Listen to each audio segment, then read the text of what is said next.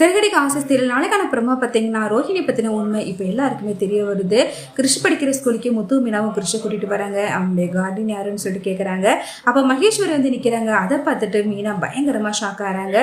இதுக்கு முன்னாடி உங்களை நான் வித்யா வீட்டில் பார்த்துருக்கேன், நீங்கள் எப்படிங்க அப்படின்னு சொல்லி கேட்குறாங்க. அப்போ மகேஸ்வரியும் வித்யா என்னுடைய ஃப்ரெண்டு தான், என்னுடைய கார்டியன் நான் தான், என்னுடைய அம்மா மலேசியாவில் இருக்காங்க அப்படின்னு சொல்கிறாங்க.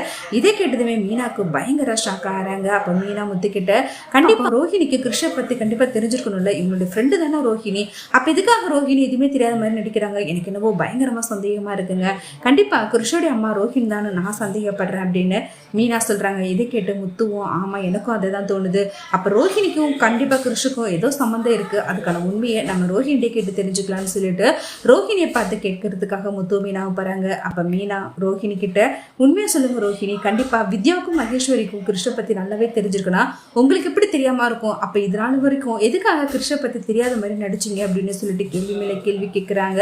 ரோஹிணி என்ன பண்ணுறோன்னு தெரியாம வேற வழி இல்லாமல் கிருஷ் வேற யாரும் கிடையாது, என்னுடைய குழந்தைங்கிற உண்மையாக சொல்லிடுறாங்க. இதை கேட்டு முத்து மீனாவும் பயங்கரமாக ஷாக்காராங்க. தயவு செய்து மீனா தயவு செய்து இந்த விஷயத்த மட்டும் அத்தைக்கும் வீட்டுக்கும் தெரியாமல் பார்த்துக்கோங்க, இந்த விஷயம் மட்டும் தெரிஞ்சுன்னா அதுக்கப்புறம் அத்தை என்ன வீட்டிலே இருக்க விட மாட்டாங்க, கண்டிப்பாக நான் வீட்டை விட்டு வெளியே அனுப்பிச்சு விடுவாங்க அப்படின்னு சொல்கிறாங்க. ரோஹிணி தான் வாழ்க்கையில் நடந்தது எல்லாத்தையுமே முத்துக்கிட்டையும் மீனாக்கிட்டையும் சொல்லிட்டு தயவு செய்து இந்த விஷயத்த வீட்டில் சொல்லாதீங்கன்னு உதவி கேட்குறாங்க.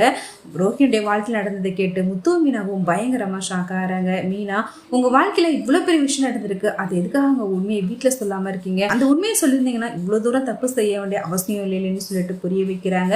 இதனால கிருஷ்ணோடைய வாழ்க்கை தாங்க பாதிக்கப்பட்டிருக்குது, தயவு செய்து வீட்டில் வந்து உண்மையை சொல்லுங்கள், கிருஷ்ணை நம்ம வீட்டுக்கு கூட்டிகிட்டு போயிடலாம், நாங்கள் உங்களுக்கு சப்போர்ட் பண்ணுறோன்னு முத்து மீனாவும் சொல்கிறாங்க.